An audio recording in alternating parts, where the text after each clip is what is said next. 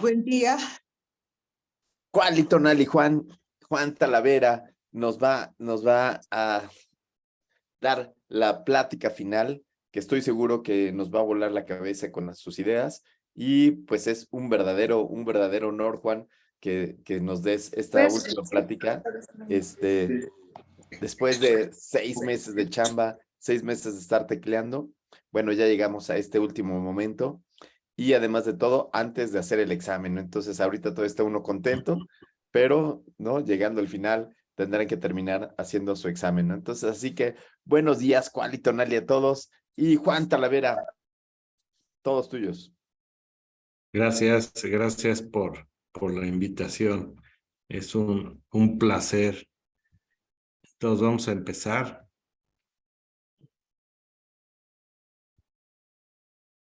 Supongo que ahí ya está la presentación. Buenísimo, sí. La presentación que ustedes estaban esperando el día llegó. Entonces, cualquier duda en el momento, por favor. Solo Siéntanse levantan la mano y cómodos. listo. Perfecto. Entonces vamos a empezar. ¿Se oye bien? ¿Sonido, todo? Sí. Sí, buenos días, sí. Bueno, esta es una propuesta que busca una estrategia de desarrollo continuo de todas las gentes en el área de la salud. Nos toca ahora a los médicos, pero en realidad es para todos. Y no es más que recordar lo que se venía haciendo hace algún tiempo. No es nada nuevo en realidad. ¿Por qué es importante considerar alguna forma de mejorar nuestra forma de atender a los pacientes?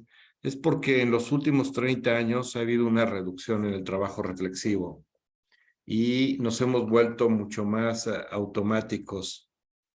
Esto, sin duda alguna, provoca gastos excesivos y el uso de gran cantidad de recursos, tanto diagnósticos como terapéuticos, sin la más mínima reflexión. Ya lo hemos mencionado, el uso de las estatinas cuando está tan cuestionado si de verdad la dislipidemia es una enfermedad. Esto nos lleva a ser responsables como médicos con el paciente, pero también con la sociedad, porque es un gasto enorme y los beneficios son muy pequeños. Todo esto nos va alejando del paciente y nos hace poco humanos. Si recordamos cuando empieza la clínica, el médico, ante ver el sufrimiento del paciente y no saber qué tiene, lo que hacía era ir a hacer investigación para entenderlo. Y ya posteriormente trataba de dar ese conocimiento a sus alumnos, colaborar con ellos. Michel de Foucault lo describe y habla del vínculo fantástico del saber y el sufrimiento y nos hace ver que en realidad la enfermedad nos acerca al paciente si somos capaces de sentirlo y de compartir su sufrimiento. Por lo tanto, es importante que desarrollemos todas las áreas como médicos, no solo que seamos capaces de atender a un paciente, sino que seamos capaces de enseñar, pero más aún todavía de generar información, de hacer investigación. ¿Por qué hemos llegado a un trabajo irreflexivo? Se proponen dos causas. Una que se refiere, y estas han sido publicitariamente promovidas, que no tenemos la capacidad de revisar toda la información que hay científica de nuestra área. Sin embargo, si somos cuidadosos, les apuesto que en cada una de sus áreas no hay más de 30 artículos que hayan cambiado algo en el último año. Fuera de todo lo que ocurrió de COVID, que no sabíamos nada del resto de enfermedades, no lo hay en cualquiera de las áreas que tengan. Por lo tanto, leer 30 artículos no es problema en un año. Tienen muchísimo tiempo para estar leyendo cada uno de ellos, más de 10 días, y no debería ser un problema para hacerlo. La otra, se dice que hay un exceso de carga de trabajo que ha tenido que dividir las actividades.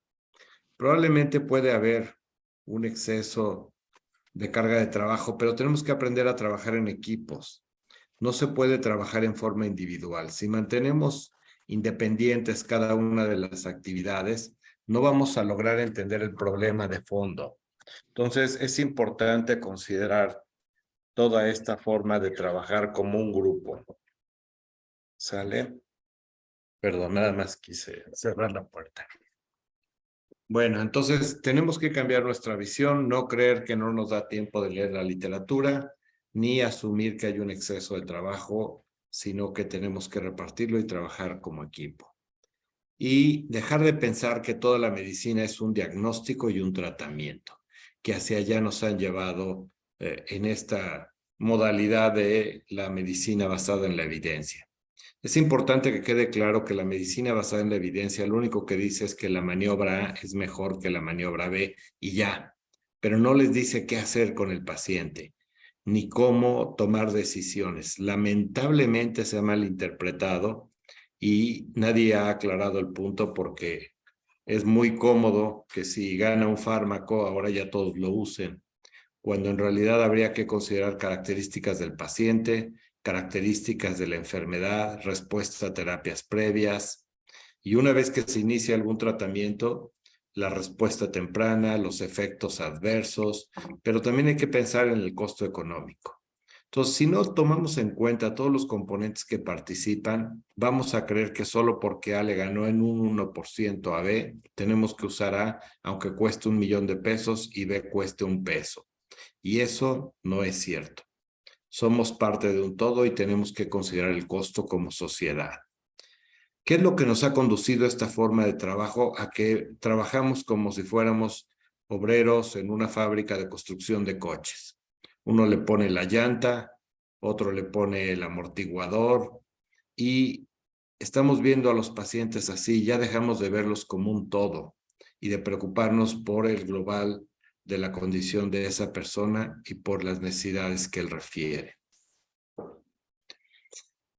Estos son los efectos adversos que ha habido esta forma de trabajar en la que se ha dividido el trabajo y en la que solo seguimos indicaciones. El médico ya no conoce el método científico. Ustedes están haciendo este curso ante una necesidad instintiva de entender lo que hacen con mayor profundidad.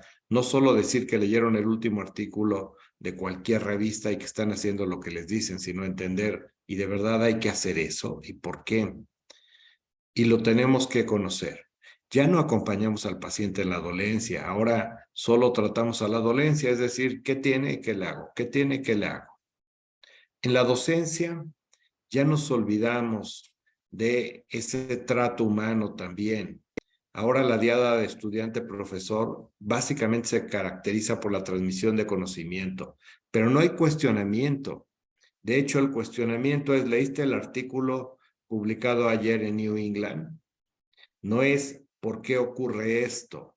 ¿Qué te imaginas que está ocurriendo al interior de la persona? ¿Por qué crees que tiene estos síntomas? ¿Qué debe de estar ocurriendo en sus pulmones para que la tos sea de este tipo? Ahora ya nada más se aprende qué es una neumonía, cómo se hace el diagnóstico con una placa o a veces ya hasta con una tomografía y cuál es el tratamiento más común si no es que le enviaron a hacer un panel para ver qué bicho era y entonces esperar a tener el panel para tomar una decisión más específica. Entonces, tenemos que cambiar esta conducta. Y el investigador, no es raro que los investigadores anden haciendo cosas completamente ajenas a los pacientes. Y eso es una lástima, porque en realidad no somos trabajadores de una universidad ni de una empresa farmacéutica. Somos trabajadores de un instituto de salud que vemos pacientes y tenemos que preocuparnos por la necesidad del paciente. Por ahí hay algunos micrófonos abiertos, si pudieran, por favor, apagarlos. Yo lo hago. Entonces, en el mejor de los casos, ya se estudian los tejidos de los pacientes, pero a veces ni eso. Están estudiando ratones, células, y nos alejamos cada vez más de las necesidades de atención médica. Esto nos ha deshumanizado. No nada más hemos enajenado al paciente, sino también nos hemos enajenado a los médicos, los estudiantes y los investigadores. La situación actual, ya nadie es responsable de sus decisiones, todos siguen indicaciones y en forma dogmática, sin ningún cuestionamiento. Ya ni siquiera el paciente participa en las decisiones que se toman sobre él. Asumimos que no está capacitado para entenderlo y entonces creo que lo mejor es esto. No, hombre, el paciente, si no está capacitado para entenderlo, tenemos que buscar la forma de que lo entienda. Y solo entonces, junto con él, tomar las decisiones. Y no porque está en la guía clínica. Es importante ver que este trabajo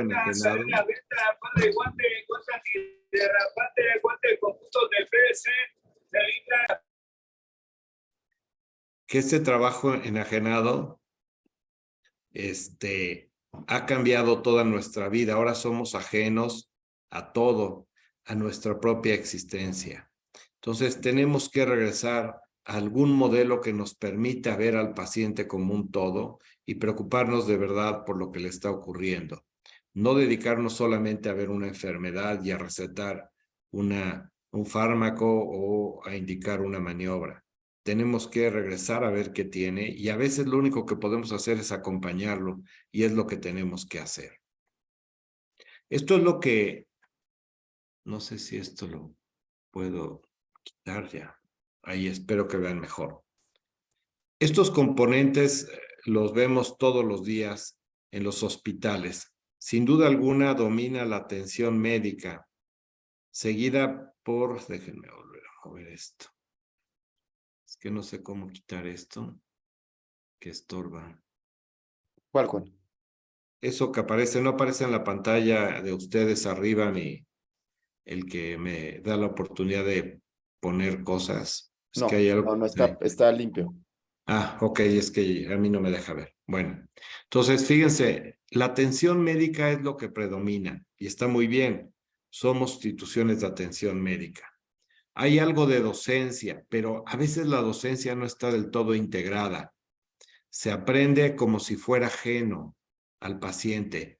Sí hay una parte que está integrada y que se comparte en el paso de visita, en la discusión de los problemas. Eso está extraordinario. Y la investigación, esa está completamente ajena. Cuando los residentes tienen que hacer su tesis, a veces se convierte en un documento nada más para cubrir un requisito.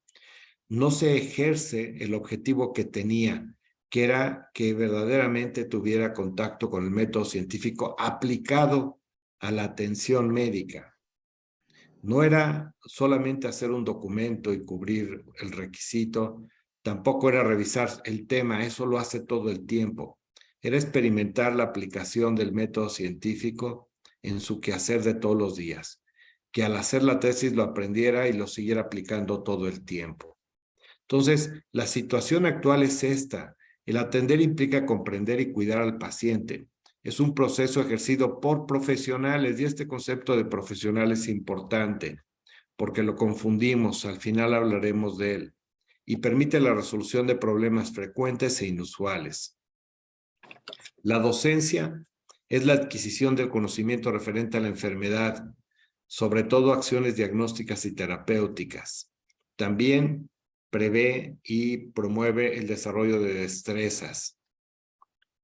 Y la investigación es la que genera el conocimiento médico. Es un instrumento indispensable para el desarrollo de expertos. Ojo, el experto no es el que sabe mucho, el que reproduce lo que otros producen, el que está al día porque lee la revista la noche previa. Ese no es un experto. No importa que tenga 50 años tratando pacientes. El concepto real de experto es el sujeto que es capaz de resolver cuestionamientos que aún existen. Es capaz de incrementar la información, volverla más fina para dar una mejor terapia. ¿Qué buscamos? Sin duda alguna, integrar todo, que todo quede integrado dentro de un modelo en el que podamos nosotros ahora sí pensar que cada vez que estamos atendiendo al paciente estamos haciendo docencia, estamos haciendo investigación. Va a seguir habiendo combinaciones de ellos, 2 de los 3, e incluso acciones solas, pero tiene que ser lo menos. Lo que tiene que dominar es que cada vez que vemos a un paciente, estamos haciendo las tres cosas. Este es el objetivo y la propuesta de este modelo que le pusimos modelo día o modelo de integración día-persona, cuyo objetivo es integrar a la docencia, la investigación y la atención médica con una visión completamente dirigida a la persona. Probablemente no sea la única manera de evitar la enajenación. Es una más. Ya se les va a ocurrir otras a ustedes que podrán ir integrando, pero esta nos regresa a nuestro concepto base como médico y creo que resulta importante. La integración de las tres apartados va agregando el conocimiento, las destrezas y el beneficio de cada una de ellas a las demás, pero también promueve un trabajo en equipo. Si nosotros ahora entendemos el modelo de atención médica como un trabajo entre el médico que está tratando, el médico que tiene estudiantes y el médico que también hace investigación, o entre todos ellos se comparte el trabajo y a veces les toca uno y a veces les toca otra actividad. Eso va promoviendo el trabajo en equipo. No hay forma de trabajar solo. Nadie de ustedes trabaja solo, tan solo volteen a ver su consultorio. ¿Cuántas gentes participan alrededor, tanto en su consultorio institucional como privado? Y si piensan, cuando piden un estudio, cuánta gente más está participando, podrán ver que en realidad no podemos trabajar solos. Tal vez cuando uno se va al servicio social y está uno sin grandes recursos, donde uno solamente tiene que decidir en base a la clínica y utilizar los recursos que tenga en ese momento en el lugar. Pero fuera de ahí, nunca trabaja uno solo ya más. ¿Qué hacemos? Durante la atención médica hay que contrastar la condición del paciente con el conocimiento. Esto suena fácil y se cree que se hace todos los días, pero les propongo que lo hagan cada día con un paciente, que empiecen a ver en realidad qué sintomatología tiene y esa por qué fisiopatología se explica. Que entiendan bien lo que es la historia natural o el curso clínico de la enfermedad. Que puedan saber por qué en la mañana cuando se levanta el paciente la tos es de una forma y va cambiando en el transcurso del día. ¿Qué está ocurriendo al interior de sus pulmones? ¿Cómo es que está cambiando ese líquido que tiene ahí o esas secreciones? Eso es empezar a contrastar la condición del paciente con el conocimiento. No es decir, la guía clínica dice que si tiene tos y la placa dice que tiene una neumonía y como es en la comunidad hay que darle esto. No, hay que ir más allá. No se queda nada más en lo superficial. Es como ser un cocinero, ser un chef. Y hay extraordinarios cocineros. Está bien. Quien quiera ser cocinero, está bien. Pero ustedes ya estudiaron, ya tienen una licenciatura y muchos una especialidad. Ya no pueden quedarse solamente en la parte de arriba. Tienen que entender completamente lo que está ocurriendo. Para ello, hay que tener los procedimientos sin duda alguna estandarizados y contar con la colaboración de gente que también esté preparada. Si alguien va a leer una placa y uno no es el experto, quien la lea tiene que ser un experto. Que no nos ocurra lo que está ocurriendo en todo el país con esta promoción de hacerse una mastografía para ver que no haya cáncer de mama y resulta que quienes las leen son técnicos y con todo respeto no están preparados para leerlos. Y por eso la clasificación casi siempre se queda indeterminada en una categoría 3 si pudieran revisarlos. Y entonces los citan en 6 meses para que se vuelva a hacer otra, porque hay lesiones ahí que parecen benignas, pero pudiesen ser malignas. Eso es absurdo. Tenemos que ver las cosas por gente que conozca, que sea experto, porque nada más generamos angustia y no resolvemos ningún problema. ¿Qué hay que hacer? Pues hay que hacer una revisión estructurada. Todo lo que aprendieron ustedes tiene que ver con esto. La revisión estructurada les permite, cuando toman un artículo, entender cada apartado del paciente Y cada artículo no es nada más para que vean cuál es el diagnóstico y el tratamiento, es para que entiendan la enfermedad. La mayoría de los artículos de la industria están extraordinariamente bien hechos. Entonces, de entrada, ustedes pueden ver en qué población lo hicieron, si esa es la población que predomina con ustedes. Pueden ver si no es en la población predominante que ellos vieron, cómo es que les va con lo que proponen hacer, pero también pueden ver ustedes en los comentarios parte de la fisiopatología. Y si no, váyanse a un libro que trate ustedes de entender en ese grupo de sujetos con esas características qué es lo que le está pasando. Esa parte que ya recorrimos se supone que todos la dominamos porque es lo que hacemos todos los días. También hay que pasar a agregar la investigación al proceso de atención médica. ¿Qué quiere decir eso? Que cada vez que vean un paciente, la calidad de la información que ustedes obtienen tendría que ser como si estuvieran haciendo un proyecto de investigación. Que si le van a preguntar si tiene tos, tienen que hacer toda la semiología de la tos para garantizar. Recuerden que cuando un dato es blando, una de las formas de hacerlo duro es agregar todo lo que lo acompaña de síntomas propios, pero también todo lo que lo acompaña de otros síntomas. Entonces, tenemos que regresar a eso. Es una forma de hacer duros los datos blandos y no se trata de, vámonos a la placa, vámonos a la tomografía. No, se trata de entender clínicamente lo que ocurre. Si no, vamos a seguir igualitos con más información que no logramos integrar a las manifestaciones de nuestros pacientes. Y hay que estar conscientes de que tiene que haber una evaluación continua de nuestros expedientes. Hay que ver que se pueda evaluar la calidad de lo que estamos haciendo.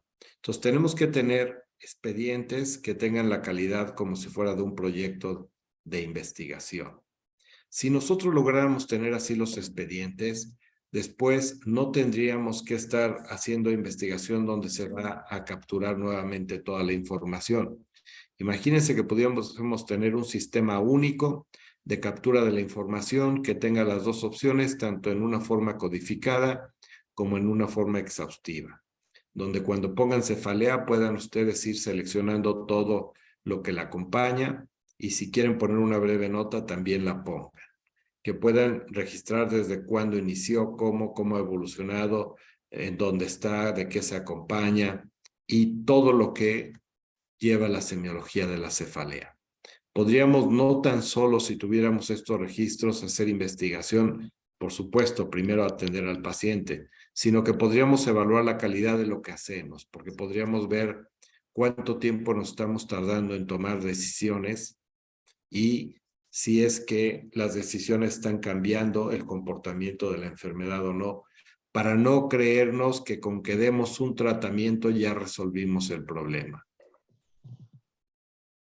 ¿Qué hay que hacer? Hay que tener cortes genéricas, hay que tener grandes cortes. Ustedes tienen una oportunidad extraordinaria, tienen una gran cantidad de pacientes, pueden tener cortes de pacientes, los que van llegando con enfermedades de reciente diagnóstico, no de chile, mole y dulce con pacientes que tienen 1 año, 5 años, 10 años y 15, porque ahí ya es una revoltura que no van a poder concluir nada. Se tienen que tomar pacientes de reciente diagnóstico.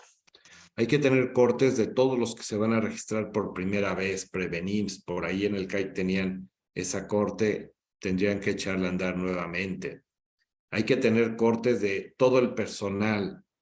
Si los están revisando una vez al año, cada 2 años, no importa que no haya estudios, hay que tomar toda la información desde hábitos, estilo de vida, antecedentes, y ver quién está sano, quién tiene alguna enfermedad incipiente y pueden ver factores de riesgo.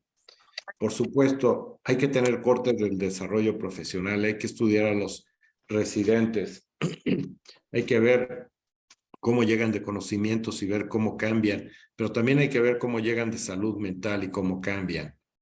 Y hay que estudiar internos, toda la gente, médicos, enfermeras. Y hay que distribuir el trabajo entre todos. No se trata de que una persona lo haga. Esto tendría que ser un trabajo claramente en equipo. Y lo tienen todo. ¿Y cómo hacerlo? ¿Cómo hacer la clínica que mencionamos en el primer punto y cómo hacer el que la información que proviene de la clínica quede en un registro que pueda ser utilizado también con fines de investigación y de docencia? Bueno, la propuesta es que utilicen el modelo arquitectónico que ustedes ya conocen. El modelo arquitectónico les permite tener una actitud crítica y flexible. No es algo rígido, no es algo que les dice, si te vas a la derecha no te queda más que para acá y para allá. No, es todo el tiempo uno puede estar reflexionando y entender lo que ocurre. Es una descripción minuciosa de los componentes que participan en la historia natural y en el curso clínico.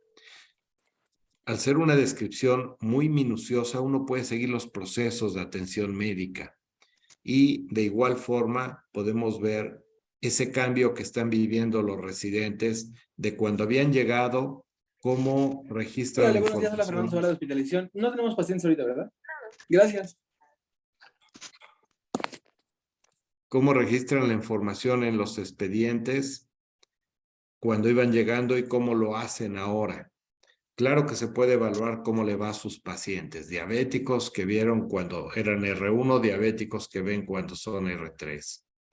Y pueden evaluar la calidad de la atención, pueden ver cuánto tiempo tardaron en controlar al diabético, pueden ver por qué resulta que el paciente tiene 7 años descontrolado, lo están viendo cada mes y le siguen dando lo mismo.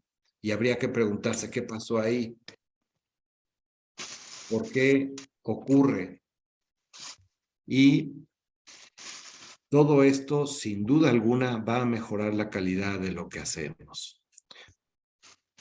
Todo esto ya lo conocen, es el modelo arquitectónico y además lo hacen todos los días. Cuando llega un paciente, lo primero que uno quiere ver es su condición basal. Y empieza uno por preguntarle de dónde proviene. Si el paciente en el año 2020 a principios llegaba con tos y decía que venía de Europa, pensábamos en COVID. Pero si venía de la sierra, pensábamos en tuberculosis. Eso es para cualquier patología. Entonces, ¿de dónde proviene? Es muy importante. Hay que ver bajo qué criterios estamos haciendo el diagnóstico. No es lo mismo el diabético que ustedes hoy hacen el diagnóstico con una prueba de tolerancia a la glucosa que aquel que lo hacen con una glucosa en ayunas alterada, que el que lo hacen con una hemoglobina glucosilada. No importa que el diagnóstico lo hagan hoy. Si ustedes van y buscan quienes ya tienen daño a órgano blanco, verán que la frecuencia es distinta entre todos ellos. En realidad son diabéticos que están en distinta etapa de la enfermedad, aunque hoy hagan el diagnóstico. Y puede ser que ninguno tenga manifestaciones de la enfermedad todavía. Esto, si se fijan, estas dos características nos está definiendo la condición basal. De dónde proviene el sujeto y cómo hicimos el diagnóstico. Después vienen los criterios de exclusión, es decir, ¿a quién vamos a descartar? Aquellos que ya tienen el desenlace. Si ya está el desenlace, ya no tiene sentido que entre. Si sabemos que el paciente por su enfermedad va a morir en las siguientes 48 horas y no hay forma de evitarlo, bueno, no lo vamos a meter a un proyecto para ver si una nueva estrategia funciona. Si ya sabemos que el paciente tiene una sobrevida estimada de 3 meses por una neoplasia menor a 3 meses, no lo vamos a meter para ver si un fármaco funciona. Es decir, cuando ya está definido el desenlace, no puede entrar el paciente al estudio. Si nosotros queremos evitar un infarto, pero el sujeto tiene un corazón de hule, tampoco entra porque no se va a infartar. Entonces, aquel que tampoco va a sufrir el desenlace puede entrar. Si quieren ver ustedes qué paciente diabético acaba con ceguera, pero el paciente es invidente de nacimiento, no puede entrar al estudio. Y la otra, ¿qué pacientes ya reciben alguna de las maniobras que se está comparando o tiene la indicación diferente a la razón por la que entra al estudio de recibir dicho fármaco o tiene la contraindicación? Si alguien cada vez que le duele la cabeza toma aspirina y quiero hacer un estudio para ver si sirve la aspirina, ya no puede entrar porque el sujeto la ha venido tomando por mucho tiempo. Si resulta que el paciente tiene una contraindicación para recibirla porque tiene síndrome ulceroso, ya no puede entrar. Y si tiene otra indicación, tampoco. Entonces, si ya la recibe, tiene contraindicación o indicación, no puede entrar al estudio. Como pueden ver, la selección de los pacientes tiene una razón de ser. No es nada más poner criterios de inclusión y no inclusión y poner los opuestos en uno y en otro. No, se trata de definir a la población que tiene la posibilidad de sufrir el desenlace y que se puede probar el fármaco, puesto que no hay indicación, uso ni contraindicación previa. Tenemos que definir también quiénes son nuestros pacientes. No todo es la maniobra A o B. Hay que ver quién es el paciente. El paciente, cuando llega, ya viene con una carga genética. Y ojo, la carga genética hemos mencionado que tenemos todos la misma. No es diferente, no es eso de que este tiene marcadores para subir más de peso, o este para responder más a un fármaco, o este para tal cosa. Eso no existe. La carga genética se ha construido en cientos de años, en miles de años. ¿Por qué creer que alguien para un fármaco que va a aparecer mañana tiene ahí un receptor especial para responder a él? ¿O por qué creer que igual hay quien come y sube y quien come igual y no sube? Todos tenemos los mismos genes y estamos hechos para guardar toda la energía que se pueda debido a la gran hambruna que se ha vivido en tiempos atrás. Probablemente en unos 500 o 1000 años ya haya otros mecanismos para que no engordemos aun cuando nos excedamos de calorías. Pero ahorita, el que coma más va a subir. Tenemos que entonces entender que la parte del paciente es muy clara. De nacimiento a los 30 años hay un desarrollo continuo. Cada vez que uno hace ejercicio, el músculo se fortalece en forma rápida e intensa. Pero de los 30 a los 50, 55, hay una meseta. Ya no hay el mismo desarrollo físico, cuesta trabajo mantener la condición. Y después de los 50, 55, de ahí en adelante empieza un deterioro progresivo. Que mantener una buena condición física implica mucho mayor esfuerzo, pero ya no va a haber el desarrollo del joven de 25 años. Es decir, ese deterioro físico va a existir, hagamos lo que hagamos. Le pongamos los fármacos que le pongamos. La famosa polipíldora. No, el paciente más bien tiene que hacer una inversión, todo ser humano, durante toda su vida. Llevar buenos hábitos, hacer ejercicio.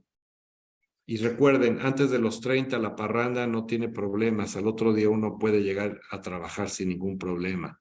Entre los 30 y los 50 cuesta trabajo y a veces se puede. Después de los 50 ya está difícil. Entonces, así son las enfermedades también. Las enfermedades genéticas están muy temprano, en los primeros 30 años. Después ya no tiene que ver con que sean específicas por la genética, ya son propias de toda la humanidad y es un deterioro normal que va a estar condicionado uno por nuestro estilo de vida y por el estilo de vida de quienes nos antecedieron, lo que le llaman memoria genética. ¿En qué condición se encuentra nuestro paciente? Es importante, no es suficiente con verlo delgado, hay que conocer qué condición física tiene. Y después viene la enfermedad.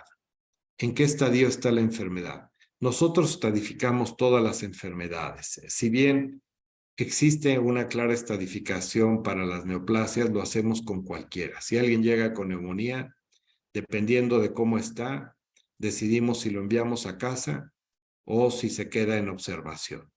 A veces ni siquiera es en observación, ya lo sube uno a piso. Y a veces ni siquiera piso va a terapia. Eso es una estadificación de la neumonía. Y esto lo hacemos para todas las patologías. Tenemos que ver qué complicaciones ya tiene el paciente de esa patología. Y también tenemos que ver qué comorbilidades acompañan al paciente. Y hay comorbilidades que están asociadas y otras no asociadas, pero ambas pueden impactar en el desenlace y hay que tenerlas en cuenta. Hay que ver la respuesta a terapias previas. Esto nos conduce mucho a qué seguir haciendo o qué dejar de hacer.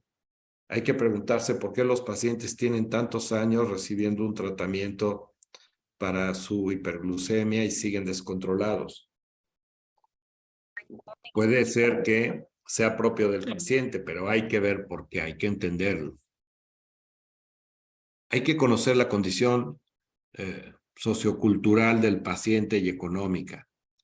Si bien en la atención pública la parte económica parece ser que no impacta, no es del todo cierto, porque quienes vienen desde Chiapas a atenderse a centro médico no es lo mismo que el que vive enfrente.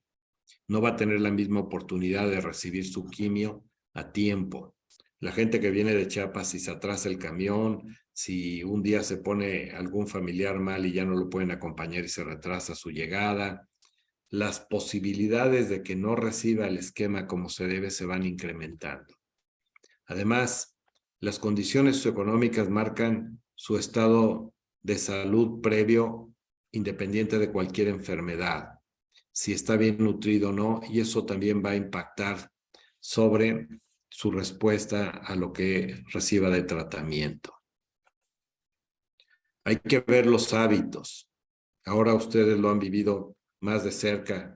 Quién consume alcohol, quién fuma en forma excesiva, quién consume drogas en los pacientes COVID.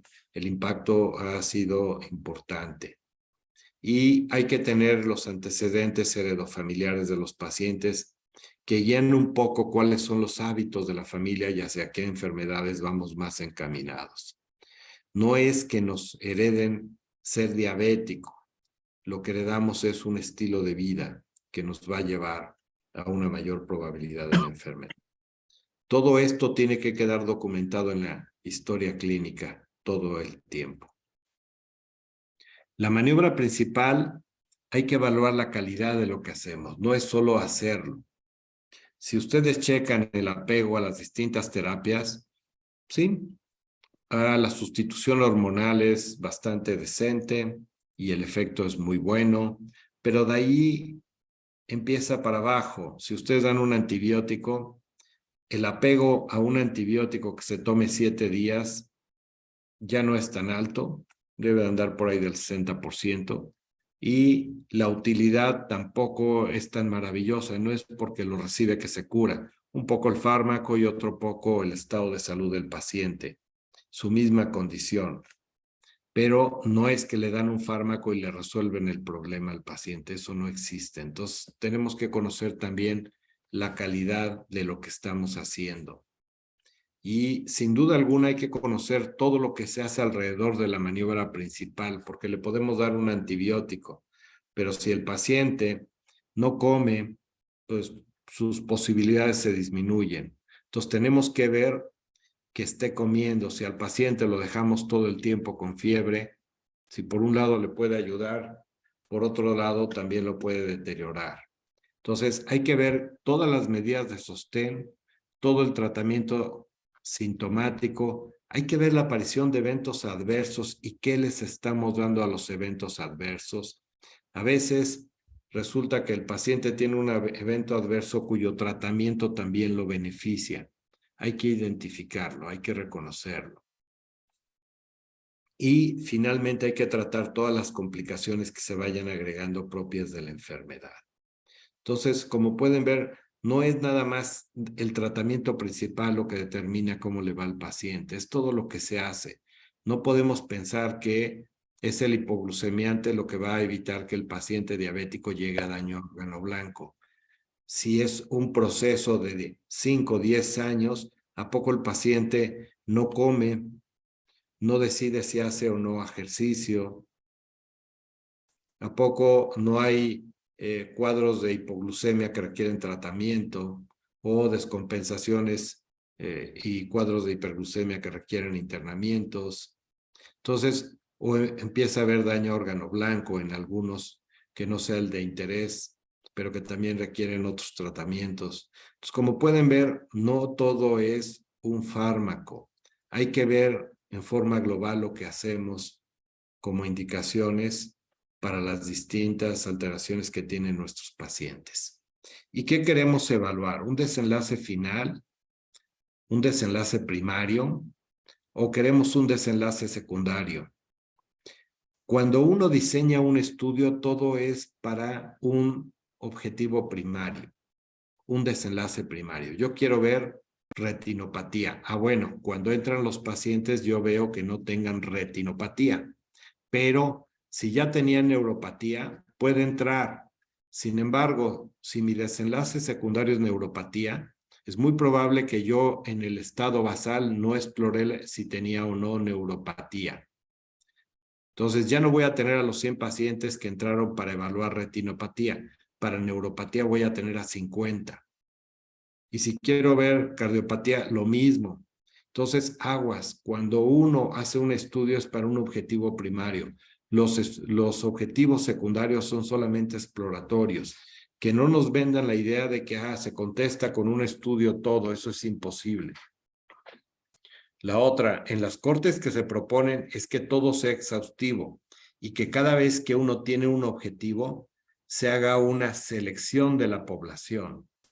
Se va y se ponen los criterios para ese objetivo primario. Eso significa que en una corte para cada pregunta, el tamaño de muestra va a ser diferente.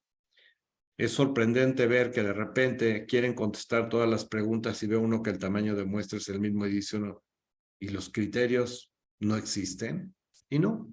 A veces contener la enfermedad es todo y no hay criterios como tal, porque los criterios que ponen es más de 18 años, de cualquier género, que provengan de cualquier parte del país, que quieran participar. Y dice uno, ¿y dónde está ahí la clínica? Entonces, cuidado. Y la otra, ¿qué estamos midiendo como desenlace? ¿Reguladores intermedios? La glucosa es un regulador intermedio, no es el verdadero desenlace. La presión arterial es un regulador intermedio, no es el verdadero desenlace tampoco. ¿Cuándo sí son desenlaces? Bueno, cuando se acompañan de síntomas y lo que quiero resolver son esos síntomas. Si el sujeto diabético tiene síntomas y lo que quiero resolver son los síntomas, a veces el control de la glucosa es un buen marcador. Y lo mismo con la presión arterial. Pero abusados, muchas veces lo que estamos persiguiendo son reguladores intermedios, no el verdadero desenlace. Y finalmente, eventos adversos. Nunca podemos olvidar los eventos adversos. Cualquier cosa que decidimos hacer va a tener eventos adversos. Aún lo más benévolo tiene eventos adversos. Tomar ustedes este curso tiene eventos adversos. Muchos pueden ser eventos adversos familiares, otros laborales y otros hasta de estado de ánimo. Entonces, siempre va a haber eventos adversos y hay que considerarlos. Y muchos de estos son tan importantes como el desenlace primario y deberían de entrar en la ecuación inicial. No dejarlos como algo agregado y vamos a ver algún ejemplo más adelante. Como pueden ver, todo esto es lo que hacen ustedes todos los días. Es la historia clínica y está en las notas de evolución. Es decir, todo está en el expediente. Nadie les puede enseñar a ustedes metodología. El investigador básico no sabe clínica, no les va a poder enseñar metodología. El epidemiólogo tampoco les puede enseñar. Ellos ven poblaciones, no ven pacientes, no conocen estos detalles. Entonces, si ustedes adoptan las metodologías de ellos, están perdidos. Tienen que aprender lo que es el juicio clínico en forma detallada, que es esto que hemos descrito y que ustedes han visto en el modelo arquitectónico durante su curso. No es sino la descripción de lo que ustedes ya hacen. Solamente es poner atención en ello y ser mucho más cuidadoso. No caer en lo fácil, que es, ¿qué tiene? ¿Qué está indicado? Y ya, el que sigue. Eso es simple, pero eso no resuelve en realidad los problemas del paciente ni los hace a ustedes mejores clínicos. Esto tiene una traducción y ustedes lo han visto. Si no cuidamos los criterios de selección, es decir, la demarcación, lo que vamos a hacer es que tenemos un ensamble inadecuado. Es decir, vamos a tener una población que no es la propicia para contestar la pregunta que tenemos. Abusados, porque si esto está mal, el resto ya no tiene relevancia. 2, si no cuidamos todas las características basales y hacemos grupos de más y más riesgos que independientemente de la maniobra pueden sufrir el desenlace, lo que vamos a tener es lo que se conoce como un sesgo de susceptibilidad pronóstica. ¿Dónde vemos, por ejemplo, la demarcación diagnóstica? Aquí está. En las primeras figuras de cualquier artículo nos dicen, se invitaron a tantos que eran seleccionables y aquí están los que no entraron. Y aquí es donde se define el estado basal, que no exista el desenlace, que no estén usando la maniobra, que no esté indicada previamente ni contraindicada. Y esto lo ven en la figura 1.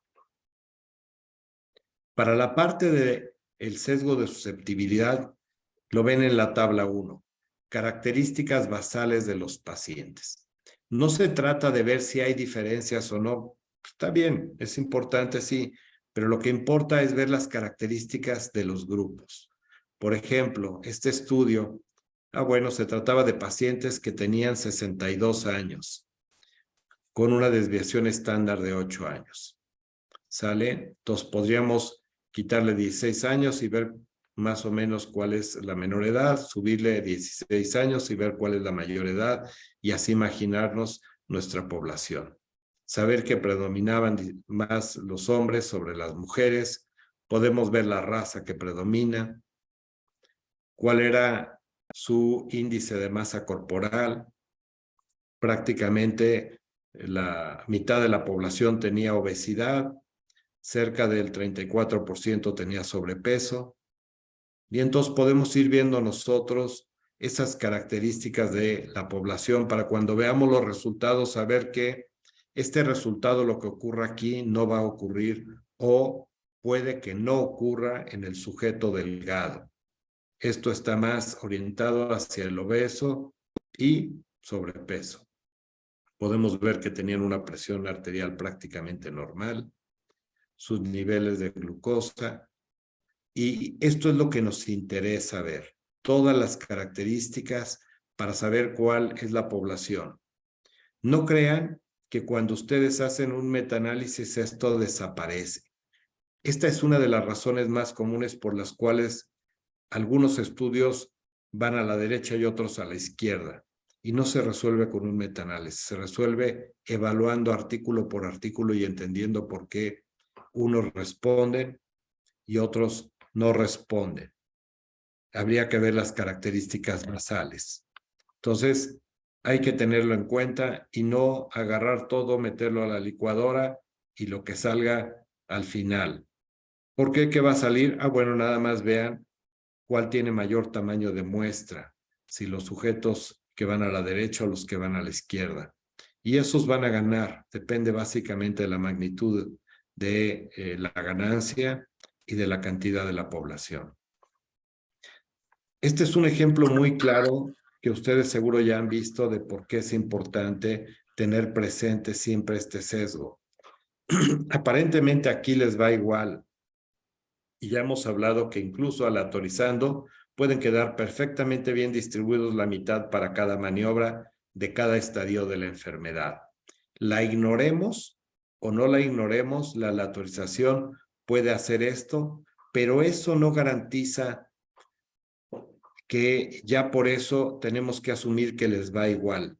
Vean cómo en un estadio temprano todos responden a la maniobra A y nadie a la B. Y en un estadio avanzado nadie responde a la A, pero todos a la B.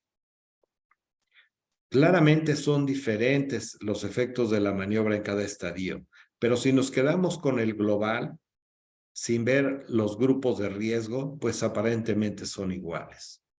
A veces ocurre algo como esto. Ahora resulta que A es muy superior que B. Sí, pero simplemente lo único que ocurre es que no hay estadios avanzados. Pero es el mismo fenómeno que hace rato. Siguen siendo diferentes por estadio. Eso ustedes claramente lo saben y lo han visto en sus profesores que verdaderamente se han preocupado por reflexionar cada vez que ven un paciente, que empiezan a decir, no, no lo voy a tratar así, no importa que así esté establecido en la guía. ¿Por qué? Por esto, por esto, por esto. No es que lo hagan por intuición, no, tienen que tener parámetros. Por eso resultaría muy atractivo que cada artículo en realidad nos dijera en los distintos grupos de riesgo cómo responde. Y si no, nosotros al leer el artículo tenemos que ver cuál es el grupo predominante, porque es muy probable que el resultado se deba a ese grupo. Sesgo de ejecución. Si no cuidamos la calidad de la maniobra, tenemos problemas. Si no vemos las maniobras periféricas, también tenemos problemas. Entonces tenemos que ver todo, no es solo la maniobra.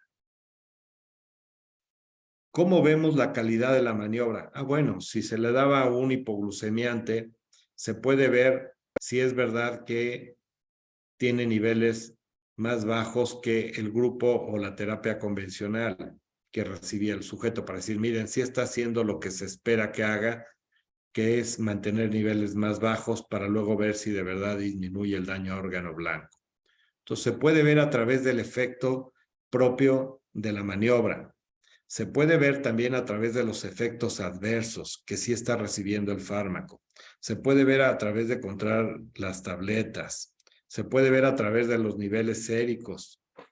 Hay una gran cantidad de formas de evaluar el apego a las terapias y lo mismo para cuando nosotros hacemos un procedimiento quirúrgico. Se puede ver cuánto tiempo se tarda el cirujano. Se puede ver qué tantos incidentes sufrió el paciente, qué tanto sangrado tiene, si tuvo complicaciones posteriores de la cirugía, al cuánto tiempo se recuperó. Hay muchas formas de ver que se está haciendo lo correcto y que tendríamos que estar evaluando todo el tiempo dentro de nuestras instituciones. Ese es un trabajo para quienes están más del lado administrativo que del lado clínico, pero igual lo tiene que hacer quien está en el lado clínico. Y tenemos que ver maniobras periféricas. En un diabético, si bien no tengo yo cómo estuvo comiendo, si es su ejercicio, tengo un marcador indirecto, que acaba siendo la variable más importante en el diabético, su peso.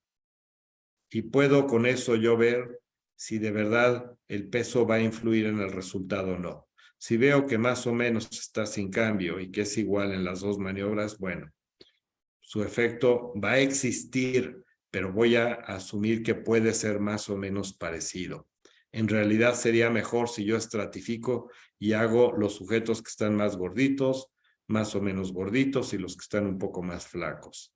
Y entonces yo podría ver en cada uno de ellos el efecto de lo que voy a hacer. Pero la mayoría de artículos les da oportunidad de evaluar la maniobra principal en cuanto a su calidad y en cuanto a maniobras periféricas. Tengo que cuidar cómo cómo mido el desenlace. Tengo que garantizar que haya sido evaluado de la misma manera en todos los pacientes, porque si no, yo voy a generar también una desviación del resultado. Si para definir la recaída de un paciente con una neoplasia, yo me espero a que tenga manifestaciones de la enfermedad, puede ser que en apariencia el periodo libre de enfermedad se prolongue, pero en realidad simplemente es porque estoy retrasando el diagnóstico. Entonces, cuidado, porque a veces se compara uno con lo que dice la literatura y dice uno, a mis pacientes tienen periodos libres de enfermedad más largos. No, tienen un retraso en el diagnóstico. Y el otro, tengo que ver cuántos pacientes perdí en el camino y tengo que decir por qué los perdí. No se vale nada más sacarlos, no se sacan nunca del estudio. Van a aparecer en las tablas iniciales, ya no van a aparecer en las tablas que se haga la comparación contra el desenlace porque no tiene desenlace, pero se dice, se perdieron 8 y las razones fueron estas, incluso desconocidos cuántos.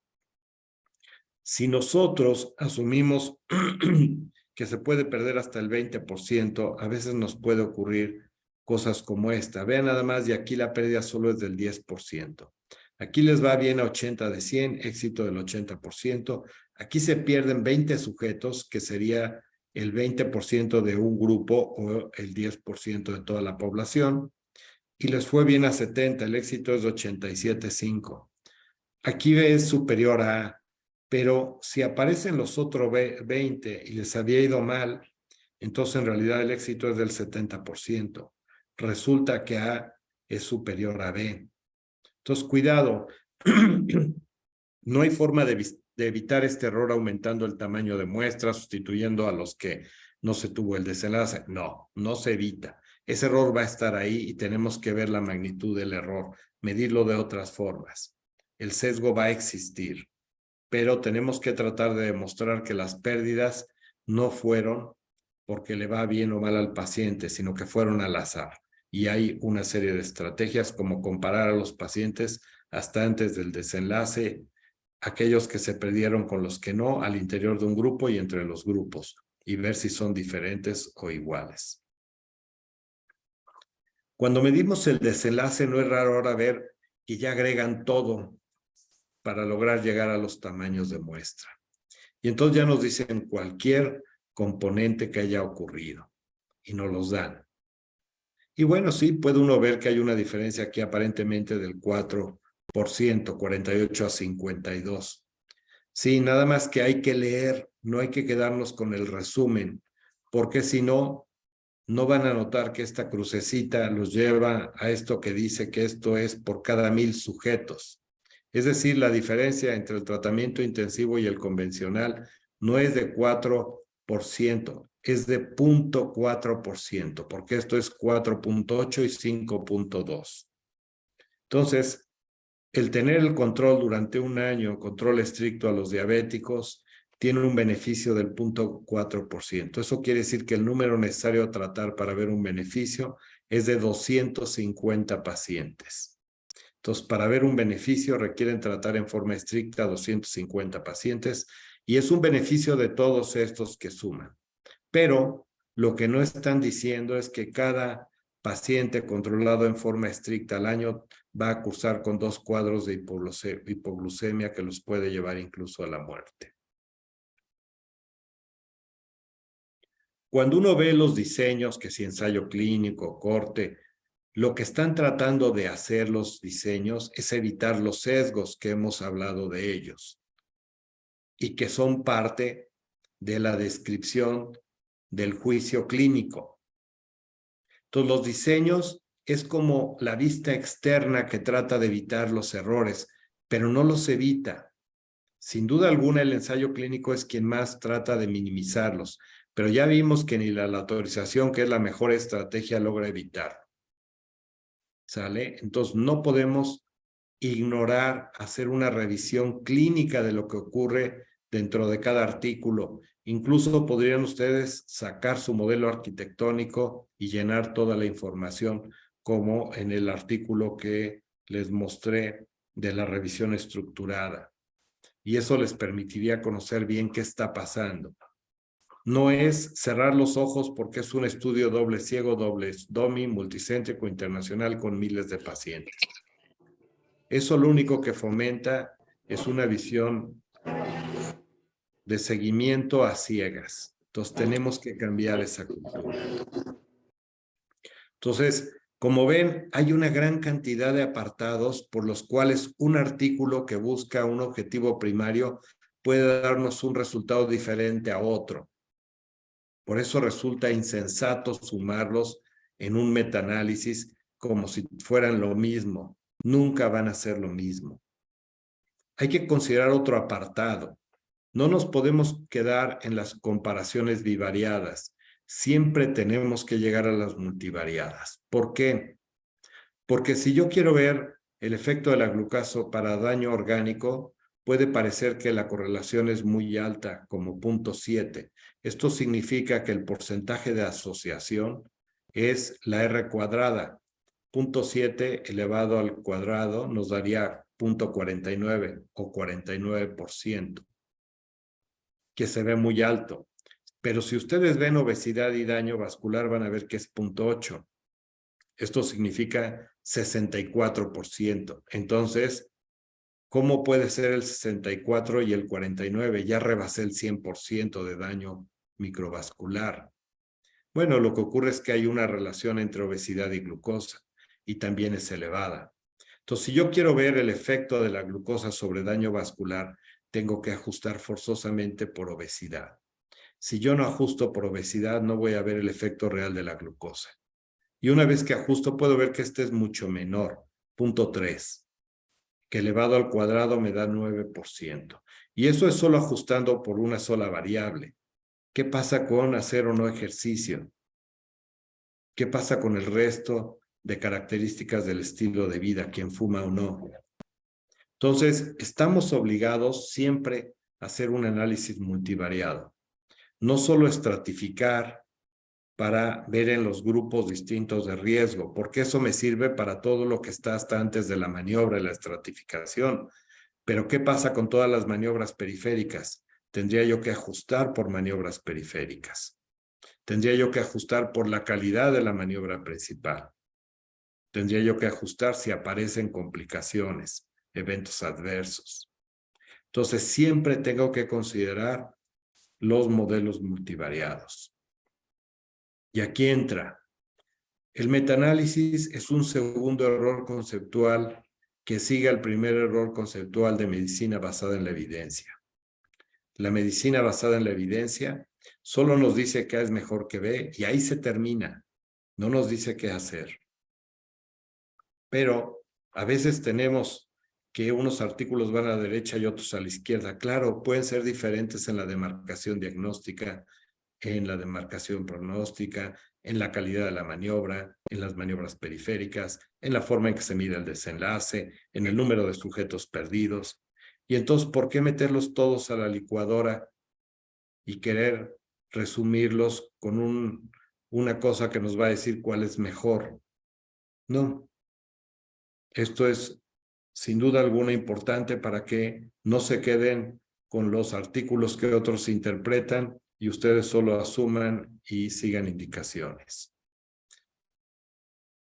Tal vez este ejemplo ya lo vimos. Aquí está este primer ejemplo, pero vamos a ver otros. ¿Cómo es que esto impacta en la vida real si no tomamos en cuenta los sesgos? Bueno, pues aquí tienen Framingham, el estudio de Framingham. Y vean lo que dicen, que pueden hacer un algoritmo simple que predice el riesgo cardiovascular. Ok, vamos a ver qué hicieron. Aquí podemos ver que nos están dando, ajustando por la edad del sujeto que pasa 10 años. ¿Y qué nos dice? El sujeto que tiene una presión normal tiene una posibilidad de infarto a 10 años de 7.8. Es a 10 años. Eso quiere decir que al año es de 0.78, un poco menos de 1%.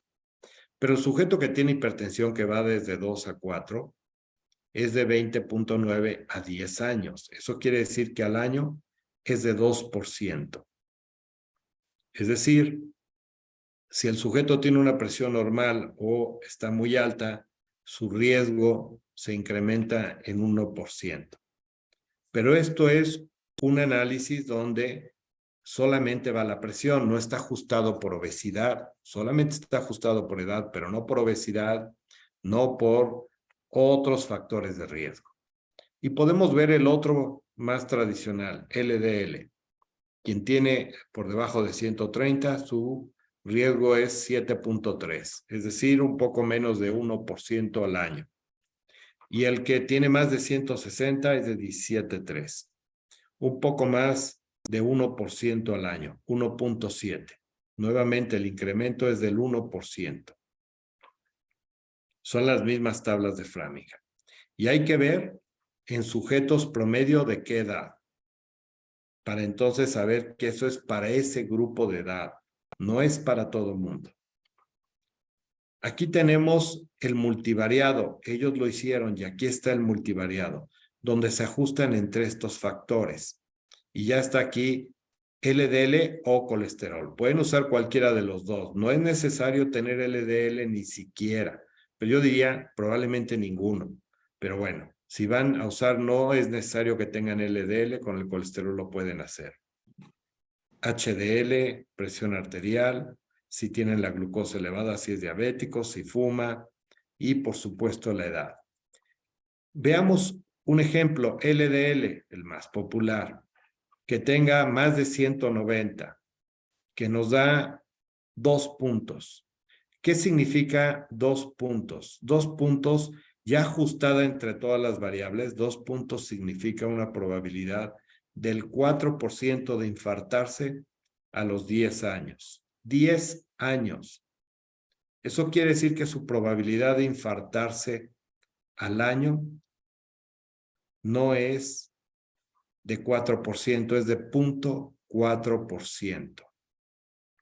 0.4% nos diría que el número necesario a tratar es de 250. Pero, ¿qué pasa si fuera de 0? Bueno, si tuviera entre 100 y 129 que fuera de 0, entonces el riesgo sería de 3%. Chihuahuas, ¿no desaparece todo el riesgo? No. El riesgo real que se incrementa en 10 años es de 1% por tener LDL elevado. Es decir, si alguno de sus pacientes tiene el colesterol elevado, su riesgo de infartarse es de 1% a 10 años. Quiere decir que al año es de 1 en 1000. Entonces, cada vez que le dan ustedes a 1000 sujetos tratamiento, 999 de todos modos no se iban a infartar. Y no tenemos la garantía de que ese 1%, que aquí es sin que tengan tratamiento, no tenemos garantía que con el tratamiento se va a reducir ni siquiera en ese 1 de 1000. Entonces, ¿qué estamos haciendo? Bueno, un acto de fe. Todavía está peor. Si ven el artículo de Framingham, ustedes pueden ver lo que aquí dice en su introducción. Dice que las familias con historia de enfermedad cardiovascular, así como la actividad física y la obesidad, no se incluyeron en el modelo porque trabajan a través de todos los factores de riesgo mayores. Ellos le llaman factores de riesgo mayores a todos estos marcadores que ellos ponen. Y que entonces se vería confundido.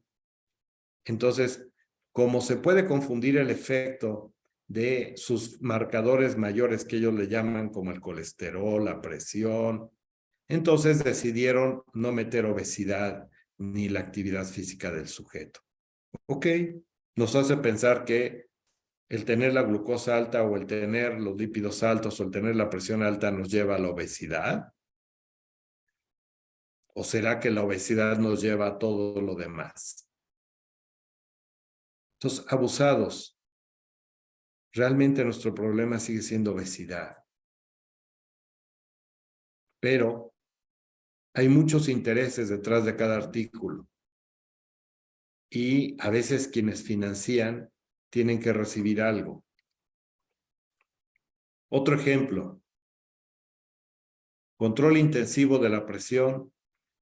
Si se fijan, ¿cuál es el tipo de sesgo que hacen? Primero, los criterios de selección, tendríamos que ver la población. Luego, tendríamos que ver las características de los sujetos. Podemos ver, cuando menos, que son sujetos entre 30 y 74 años. Habría que ver el promedio. Sale de la edad. Podemos ver hombres, aquí viene 2,400 y mujeres 2,800, más o menos están distribuidos. Pero en la tabla 1 podríamos ver bien las características. Luego tendríamos que ver ese colesterol alto, ¿cuánto tiempo lo ha tenido? ¿Le preguntaron o se lo midieron y todos están ahí? ¿Será igual el que tiene la presión alta desde ayer que el que ya lleva 10 o 15 años con ella? ¿A quiénes metieron? ¿Solo a los de reciente diagnóstico? Entonces, como pueden ver, empieza a haber una gran cantidad de cosas que pueden modificar claramente lo que estamos viendo. Esta obesidad, que no la tomaron en cuenta en su análisis, en el ajuste, y que ahí tenemos un problema en el análisis, ¿hace cuánto tiempo la tenía? ¿Sale? Ahora vamos a ver este ejemplo del tratamiento intensivo contra el control estándar de la presión arterial. Vean cómo dice, comparado los que tienen menos de 120 contra los de menos de 140, hay una tasa menor de eventos cardiovasculares fatales y no fatales mayores. Muerte de cualquier causa, aunque significativamente hay una tasa mayor de algunos eventos adversos en el tratamiento intensivo. No nos dicen cuáles eventos adversos, se fijan cómo se promueve lo que sí, pero lo que no, nada más algunos eventos adversos. Nuevamente pueden ver, sí, ahí está, nos van diciendo quién fue seleccionado, podemos ver su tabla 1 de estos sujetos, quiénes son sujetos mayores de 75 años el 28%, pero acá viene la edad y nos dicen que tienen 68 años en promedio. No son sujetos tan jóvenes, 68 años en promedio. Y podemos ver la raza que predominan los no hispánicos. Podemos ver también los niveles de presión. Andan en promedio entre 140 a 80 cuando entran. No parecería que están tan mal controlados. Y podemos ver la distribución de las presiones cada uno. Luego regresaremos un poco a esto. Tenemos un control de calidad de la maniobra, sí. Los que recibían tratamiento intensivo tenían niveles alrededor de 120. Los que recibían tratamiento estándar tenían una presión sistólica apenas un poquito por debajo de 140. Podemos ver las Ns, cómo van. Parecen bastante decentes hasta 2 años. Habría que ver qué pasa cuando se rebasan los 3 años, porque aquí ya se ve una caída importante del tamaño de muestra. Podemos ver el número de fármacos que están recibiendo. ¿Por qué los de tratamiento intensivo nos dicen que en el tiempo cero están recibiendo más fármacos? ¿No deberían de estar recibiendo igual? Pues sí, ¿no? Sí es cierto, lo van aumentando como ven, pero aquí ya hay una pequeña diferencia en el número de fármacos. Resultados, otra vez, desenlace primario. Y suman, y acá viene que sumaron, y aquí están los distintos componentes que suman. Podemos ver que en el primario nos dicen que es significativo y que hay una reducción del 25%. Sí, pero ¿qué significa esa reducción del 25%? Bueno, el que recibe tratamiento estándar van a sufrir el desenlace 2.19% al año. Y de los que reciben el tratamiento intensivo 1.65. Es decir, aquí hay 30.35 de sujeto y 19 nos da 0.54 de sujeto. Es decir, con tratamiento intensivo va a haber una reducción de medio sujeto en sufrir el desenlace acumulado. El número necesario a tratar es un poquito menos de 200 sujetos para evitar uno que incluye cualquiera de estos. ¿Cuál es el que más vemos infarto al miocardio? No significativo. Y no tienen Ns pequeñas, casi 5,000 en cada grupo. Síndrome coronario agudo, no significativo. Accidente vascular cerebral, no significativo. ¿Cuál es el primer significativo? Falla cardíaca. Falla cardíaca es lo que se está evitando con el control estricto de la presión. ¿Y qué tanto? Bueno, en el que no recibe tratamiento intensivo van a tener falla cardíaca 0.67%, menos del 1%. En los que lo reciben 0.41, todavía un poquito menos, alrededor del 0.26 de sujeto. Es decir, se requieren alrededor de 400 sujetos con tratamiento intensivo para evitar una falla cardíaca. Tratamiento intensivo, para que vean sus guías clínicas. 2. ¿Qué pasa con la falla renal? Aquí nos dicen, llega a haber una reducción de más del 30% en filtrado glomerular, que llega a caer por debajo de 60 mililitros. ¿En quiénes? En los que reciben tratamiento intensivo. En los que no, es el 0.35 de sujeto, una tercera parte de sujetos de cada 100. Pero en los que se le da el tratamiento intensivo es 1.21. ¿Cuánto es la diferencia? Como 76.76 de sujeto. Es decir, cada 400 sujetos yo evito una falla cardíaca, pero cada 400 sujetos yo voy a provocar alrededor de 3.5 fallas renales. Y diría uno, bueno, baja un poquito, no llega a ser falla renal. Bueno, vean nada más por qué los eventos adversos tendrían que entrar a la ecuación principal. Falla renal aguda, acute renal failure. En el sujeto que está en tratamiento, ¿qué porcentaje es? Con el estándar 2.5. En el que está en el tratamiento intensivo, 4.1. Claramente mayor. Entonces, ¿por qué asumimos y entra a las guías clínicas un tratamiento intensivo que provoca más daño que el tratamiento estándar? Se llama ignorancia. Ignorancia del médico que va y levanta la mano porque no sabe metodología y no usa su clínica. Ignorancia de quien hizo una maestría o un doctorado y que por eso asume que ya sabe metodología. No sabe metodología clínica. Pudo haber sido un epidemiólogo clásico, pudo haber sido un investigador básico. No saben metodología. Eso le corresponde al clínico. Lamentablemente los clínicos que van ya hacen una maestría donde quienes les enseñan son básicos o epidemiólogos o clínicos que no aprendieron el modelo arquitectónico, les van a enseñar a levantar la mano nada más. Otro ejemplo más. Prevención de diabetes mellitus en sujetos intolerantes a la glucosa. Y vean quiénes lo firman para que se persignen. Di Fronzo. ¿Sale? Y por ahí hay otros de su otro famoso de Italia, igualitos. Ferranini.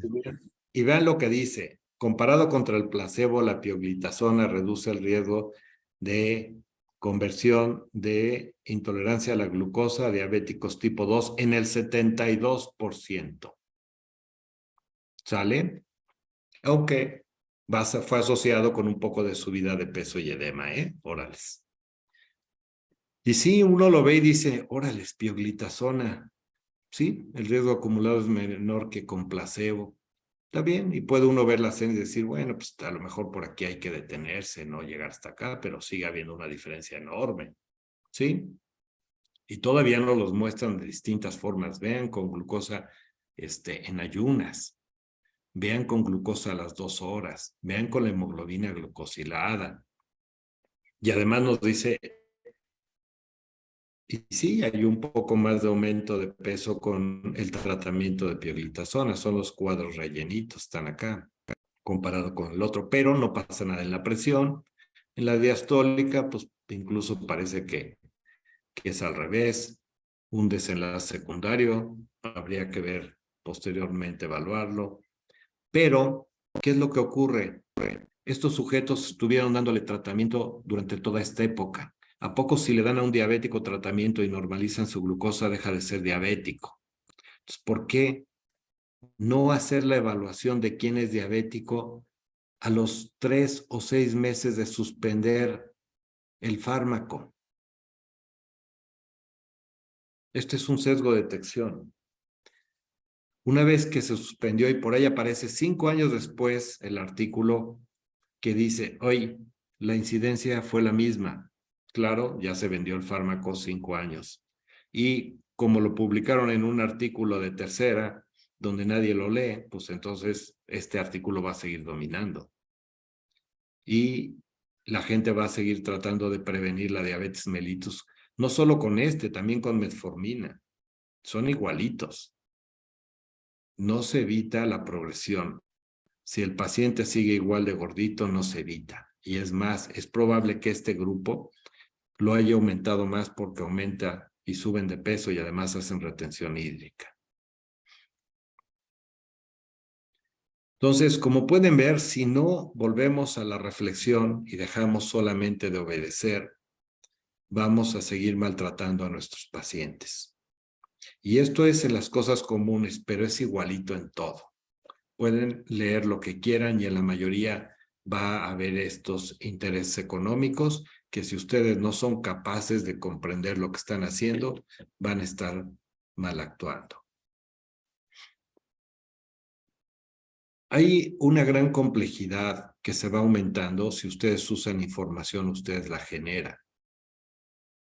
Está re fácil hacer el uso de los artículos, incluso hasta los pueden criticar, pueden decir, ah, pues era un ensayo clínico, era una revisión, era un metaanálisis. Está bien, da información, hay que usarlos, pero hay que usarlos de forma crítica para que sirvan para mejora continua. Hay que ver la realidad que hay adentro, no la publicidad que venden en el resumen. No el nombre del que vende, eso es publicidad. Hay que leer el artículo con cuidado y sacar lo que vale la pena. Pero también podemos generar información nosotros en cada caso clínico o en la suma de casos clínicos. Aquí es donde se proponen las cortes genéricas. Y hay que tener en cuenta que solo hay dos tipos de estudios, o estudios de proceso o de causalidad. No hay más. El estudio de proceso lo que trata es de establecer un estado, es decir, casi es como si fuera un diagnóstico. ¿Cuál es la situación en un momento? Los estudios de causalidad tratan de atribuir, como su nombre lo dice, qué fue la causa de lo que ahora ocurre o qué de lo que estamos haciendo va a provocar otra cosa. Y ya, no hay más. Si nosotros vemos cuando un estudio es de proceso o cuando es un estudio de causalidad, vamos a ver que hay dos formas de hacerlos. Uno, estudios observacionales y otros, estudios experimentales.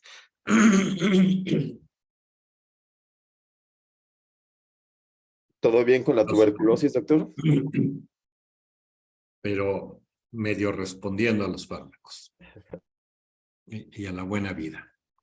Entonces, podemos ver que los estudios pueden ser en especímenes, en animales, y siguen siendo observacionales, no porque les midieron el factor 1, 39, 25, 12,000, que requirieron un superaparato y superenzimas, y no, una complejidad enorme, o que tuvieron que ir hasta Canadá para medirlos. Eso no lo hace un estudio experimental, sigue siendo un estudio observacional. Lo único que hacen es sacar la información que ya está ahí. El estudio experimental lo que implica es que van a modificar las cosas. En el ensayo clínico lo que hacemos es modificar la condición basal del paciente, o cuando menos esa es la intención. En el resto de diseños solo estamos viendo, en los estudios observacionales no modificamos, nosotros observamos lo que hay, pero pueden hacer en un estudio observacional ustedes un estudio de causalidad o pueden quedarse en un estudio de proceso, solo de diagnóstico. Ustedes a un animalito lo pueden alimentar de una forma y pueden ver cómo le va. Pueden ustedes tomar una serie de casos y tratar de decir, miren, cómo les va cuando tienen estas características.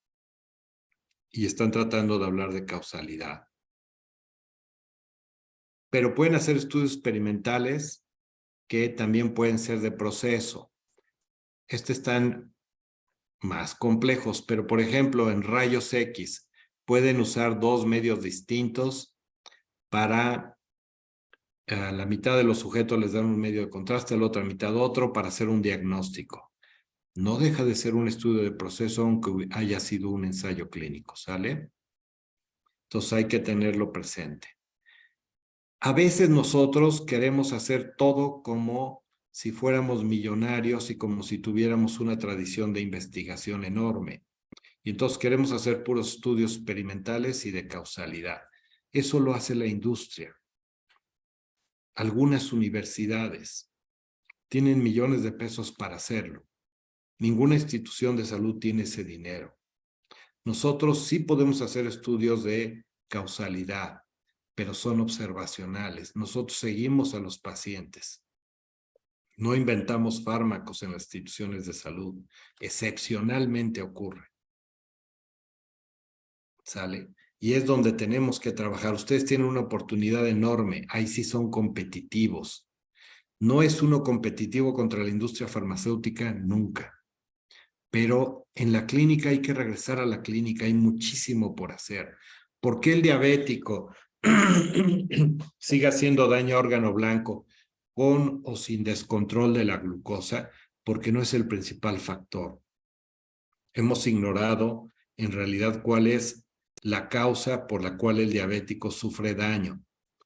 Nos quedamos con la idea de que era el control glucémico desde hace más de 30 años y es lo único que hacemos. Y dejamos de estudiar por qué. Y dejamos de ver cómo le hacemos de verdad para que no sufra daño a órgano blanco. Es bien cómodo pensar que todo es controlar la glucosa y ya. No es cierto. Así estamos en todo. Ya lo vieron ahí en hipertensión. Está más alta o más baja y de todos modos se sufre daño a órgano blanco. La diferencia es casi miserable. Entonces, no podemos ignorar lo que es en realidad el curso clínico o la historia natural de la enfermedad. No podemos creer que porque hay superior que B, entonces eso es lo que hay que hacer. No es cierto. Hay que evaluar por completo al paciente. Es importante que se integren las labores. Hay una gran cantidad de beneficios de integrar lo que es investigación con atención médica y con docencia. Vale la pena que se colabore mucho más, que haya equipos y que el líder sea siempre un clínico, porque es el que entiende lo que está ocurriendo. Y quiero acabar nada más con las etapas que Dreyfus describe de cómo es que se va aprendiendo. Y esto se ha utilizado en las residencias. Quiero que vean lo que son los principiantes, luego le llaman competente, que sería un estadio intermedio, profesionista, y luego vemos el que sigue. El principiante sigue lineamientos como guías clínicas, opiniones de expertos, medicina basada en la evidencia, y es una información generada en otro lugar de manera original, que se hizo o asumimos que se hizo originalmente de manera analítica, pero ahora ya se utiliza en forma preanalizada y resumida. Claro, es el aprendizaje inicial, el R1 al inicio así tiene que aprender. Luego, el R1 o el R2 sigue aprendiendo. Ahora reconoce la posibilidad de un pensamiento no analítico como lo común, pero ya empieza a usar un pensamiento analítico, pero sobre todo en los problemas comunes. El sujeto intermedio es lo mismo, pero ahora en problemas comunes y poco comunes. Entonces ya empiezan a usar un pensamiento analítico, o es lo que se busca. El pensamiento analítico implica la reflexión. Cuando uno ya aprendió algo, actúa en forma automática, porque reconoce patrones y entonces responde ante los patrones. No es en forma intuitiva, de ninguna manera. Es que ya aprendió y entonces reconoce rápidamente patrones y actúa. Y sí, para lo común está bien, pero el profesional, él actúa mucho más con un pensamiento analítico que con el no analítico. Y él resuelve las cosas comunes y poco comunes. El profesionista, que es el médico especialista, ya utiliza los dos pensamientos. Aquello que reconoce un patrón y actúa en forma inmediata, y aquello en lo que tiene que reflexionar para tomar decisiones. Pero el experto es el sujeto que tiene que generar conocimiento. Todos aquellos que les llamamos expertos porque han visto muchos casos y ven muchos casos, no son expertos, son profesionistas. Expertos hay unos cuantos. Y como pueden ver, quienes generaron todos los artículos que leímos no eran tampoco expertos. Seguramente acabaron firmando algo que les escribió otra persona. O entraron al modelo de corrupción. Como pueden ver, ser un experto implica que uno tenga la capacidad de generar conocimiento. Es importante esto. Si siempre vamos a seguir a otros cada vez que leemos un artículo, pues está bien, al inicio es útil, pero si lo hacemos siempre nos estaremos limitando toda la vida. Y se trata de que uno sea capaz de generar. No son ustedes diferentes a los que viven en otros países. No es que los que viven en otros países tienen un IQ mayor o que se hace mejor clínica por estar en otro país. No es cierto. Si ustedes vieran la atención médica en Estados Unidos, está retrasada toda la vida, se hace en 10 minutos, se hace en forma masiva, no es nada maravilloso. Y ahí están, son los que dominan en lo que escriben. Entonces, sí tienen que atreverse a escribir cosas originales, sí tienen que atreverse a reflexionar y cuestionar lo que ya está publicado incluso en New England. No pueden quedarse con la idea de que porque está en New England hay que persinarse y empujar. Y tienen la gran oportunidad, como mencionan, del expediente clínico. Tienen que buscar que el expediente clínico tenga una calidad tal que pueda ser utilizado no solo para atender al paciente, sino también para hacer investigación y docencia. Imagínense que en lugar de tan solo leer un artículo para ver cuál es la historia natural y el curso clínico del apendicitis, ustedes resumen rápidamente sus últimos 100 casos de apendicitis que vieron en su hospital y vean, miren, se hizo esto, respondieron así, se recuperaron en tanto tiempo, porque tienen la información bien estructurada. Y sin duda alguna es la única forma de mejorar la calidad de la atención. No es con más aparatos, no es con más fármacos, no es que nos falta eso y por eso la calidad es mala. No es cierto. Tienen una oportunidad extraordinaria ustedes, pero hay que regresar a hacer más clínicas, sí, sin duda alguna. Y hay que colaborar. Se integran las cosas, tal vez pueden compartir un poco el trabajo y pueden hacerlo mucho más útil para todos. No sé si hay comentarios, dudas. Juan, qué barbaridad, qué buena plática, fue un verdadero placer. Seguramente aquí hay varios testigos de Talavera, ¿no? Para tus seguidores y testigos de Talavera, aquí hay algunas preguntas. Y entonces, una es desde Teciutlán, Puebla, desde la Sierra de Norte de Puebla. Dice, es muy motivadora su plática y dice, en la Sierra Norte de Puebla, en cualquier lugar donde estemos, podemos hacer investigación de muy buena calidad. Eso es lo que yo me llevo. Después, otro testigo de Talavera, que es el doctor Andrei Pulido, dice, tendríamos que reconocer que el expediente clínico no es la fuente más confiable. Siempre y construir nuestras propias bases de información in situ. Sí, yo no estoy tan seguro, Andrei, no estoy tan seguro de lo que menciona Andrei. Yo creo que nuestros expedientes clínicos, Juan, deberían de ser tan buenos como para poder sacar de ahí la información. O sea, para que verdaderamente permee la investigación clínica, los expedientes tendrían que ser extraordinarios y de ahí poder sacar la información. Sí, Juan. Yo les diría, si sus expedientes no son muy buenos, entonces, ¿cómo tratan a sus pacientes? Sí, sí, o también diríamos, este es el reflejo fehaciente de cómo estoy tratando a los pacientes, ¿no? Cómo estoy haciendo la reflexión. A veces da flojera llenar los expedientes, pero Andrei, a veces terminamos en el abdomen blando depresible y la faringe hiperémica 3 cruces, y no es eso lo que se busca. Andrei, te voy a dar la voz a ti, por supuesto, para que hagas tú la pregunta a tu estilo. Adelante. Hola, doctor, muchas gracias. Justamente era la inquietud, ¿no? Que uno puede encontrarse en un momento de indefensión cuando quiere hacer investigación basada en el expediente clínico, en que hay que reconocer que no hay trazabilidad, no está íntegro, es fragmentado, incompleto, no está estandarizado y que, bueno, es nuestra labor. Allí le preguntaba también que cuál sería entonces su opinión respecto a los comités de expediente clínico. La verdad es que hay pocos clínicos que nos acerquemos a ver si existe siquiera y si funciona.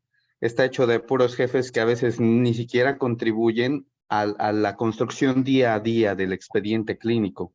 Ahí estaba anidada mi pregunta y la recomendación es esta que muchos hacen, que entonces van construyendo su propia tabla de datos y bueno, justo hemos platicado con Marcia acerca de las implicaciones éticas que tiene el que uno pueda ir construyendo en paralelo un conjunto de información y lo que implica el que el paciente nos autorice manejar su información, etcétera. Entonces, parece que tenemos como deber contribuir a una construcción adecuada del expediente clínico, pero la verdad es que en la práctica, siendo realistas, yo le decía, no es esto ser iluso, es que lo romántico es que si tuviéramos un expediente clínico impoluto, eso es...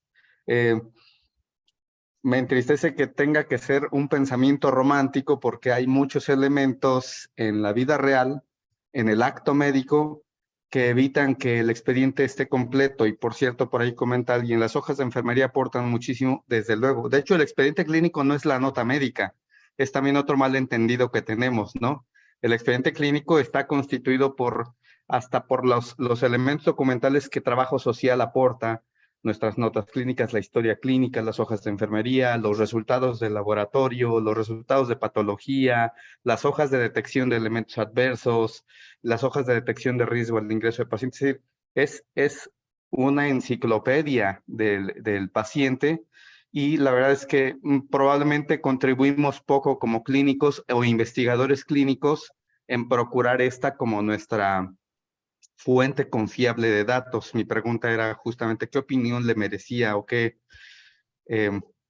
elemento alentador nos puede dar o alguna sugerencia de cómo hacer que el expediente no sea abandonado y termine uno recurriendo a una base de datos propia o a una fuente alterna, ¿no? Que a veces ni siquiera es disponible o transparente a propósito de que es cada vez más frecuente la práctica de ir a por el origen de los datos. Mucha de la información publicada, pues a nadie le consta que realmente existió o que puede ir a ser verificada a un expediente clínico, ¿no?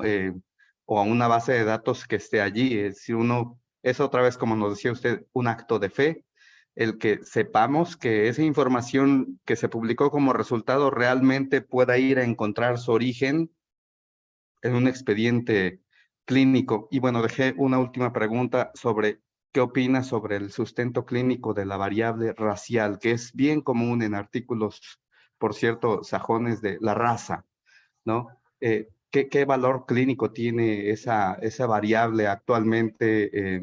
Porque se ocupa mucho, por ejemplo, es típico, uno trae el chip de que es que si es de raza afro o de raza negra, tiene más riesgo de hipertensión y las implicaciones. Pero realmente la variable racial, hablando del modelo de diseño arquitectónico, ¿es un elemento válido o es más bien una especie de tradición? Gracias. Bueno, son muchas preguntas y mi memoria es muy mala. Así es que si se me van olvidando, vale la pena discutirlo. Yo no sé si los expedientes se han deteriorado de cuando yo estaba en el IMSS o no. No eran tan malos. O sea, sí pueden ser desordenados, pero hay forma de tener un seguimiento cronológico. Y hay cosas que difícilmente, por más error que tengan, van a dejar de ser útiles. Si tenemos el peso del paciente y la talla, con que tengamos la talla una vez, está bien, nos hacemos viejos y baja la talla y puede modificarse un poco, pero ya no cambia gran cosa en los adultos. Si tenemos los pesos, uno puede tener un seguimiento cuando menos de esa variable. Tenemos el género, tenemos cuando menos cuándo empezó una enfermedad, tenemos algunos resultados de laboratorio para ver en promedio cómo ha estado controlado.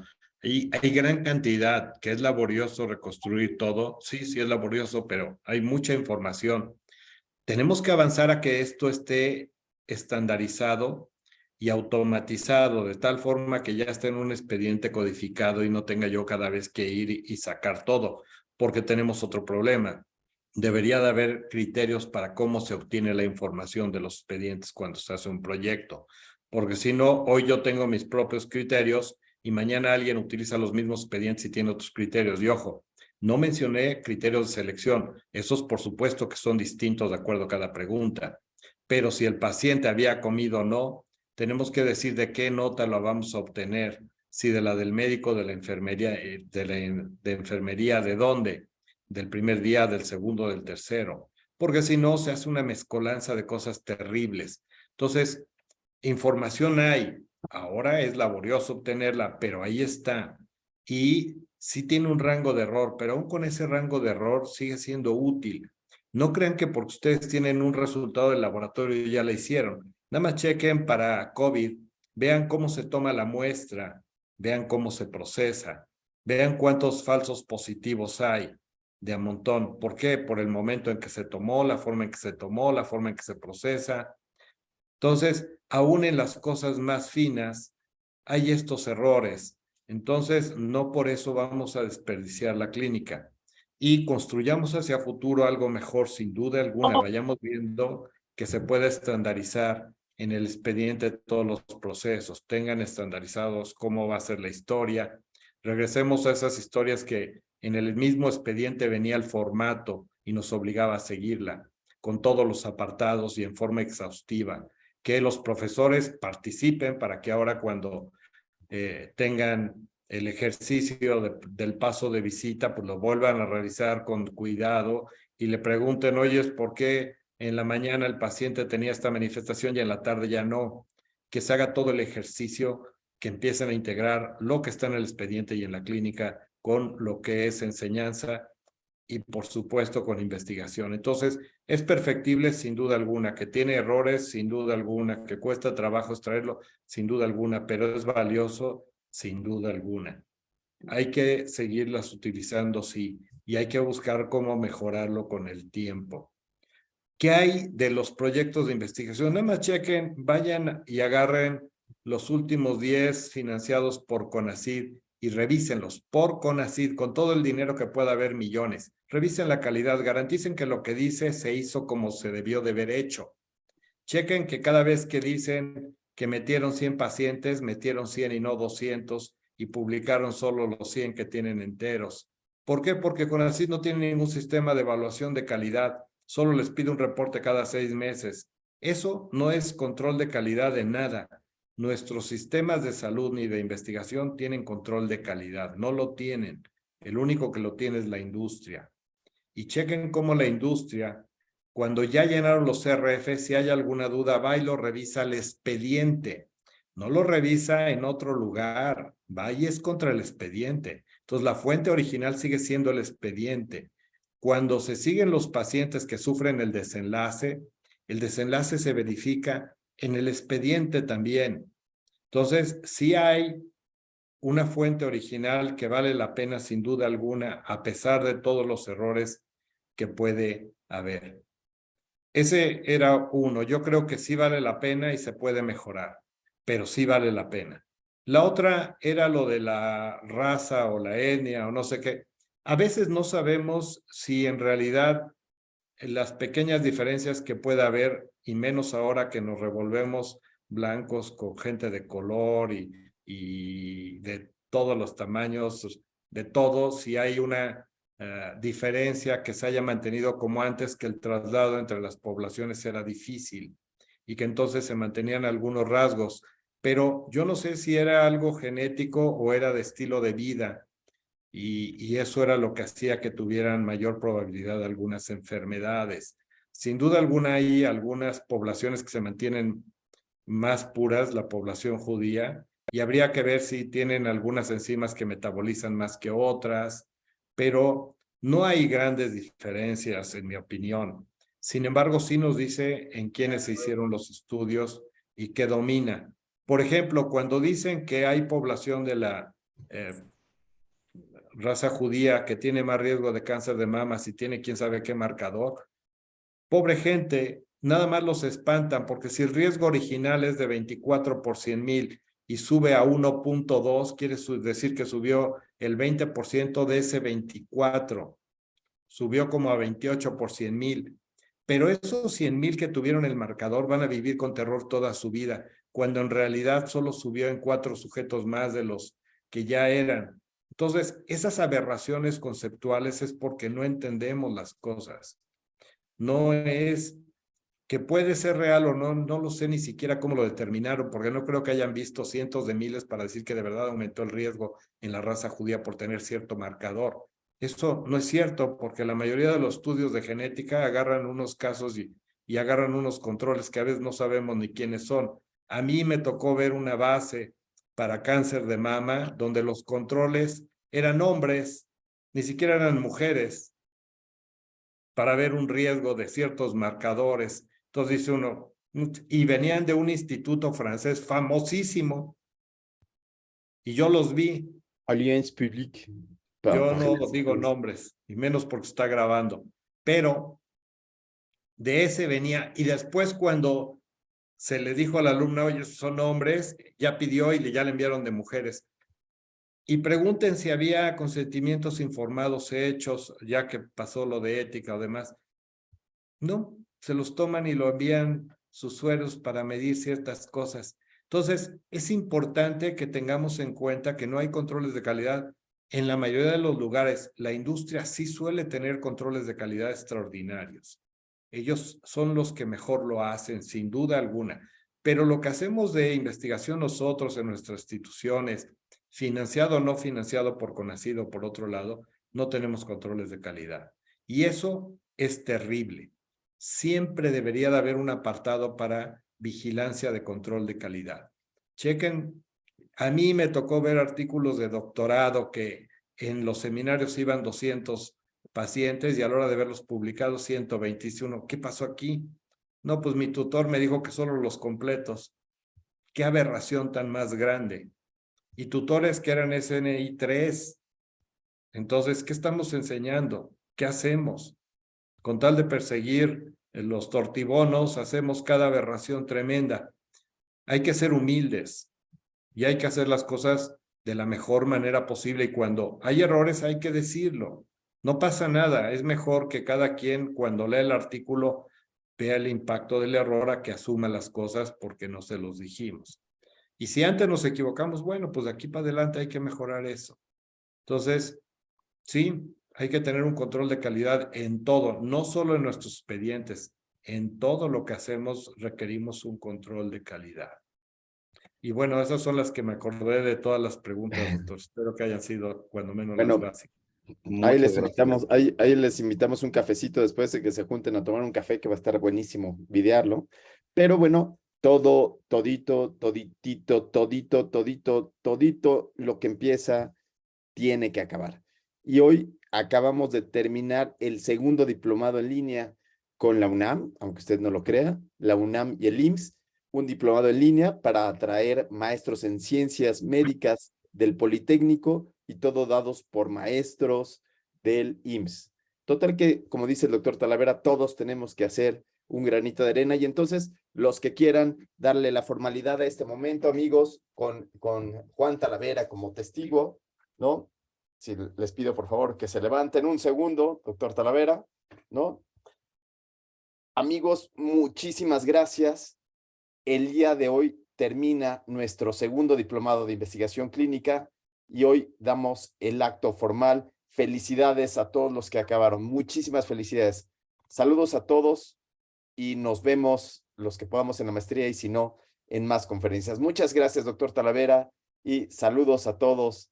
Les mandamos el examen y en un día lo tendrán que contestar. Saludos. Les damos las instrucciones en el chat. Que estén muy bien. Gracias. Gracias. Felicidades. Gracias. Muchas gracias a todos. Gracias, maestro. Muchas gracias. Muchas gracias, gracias. por todo.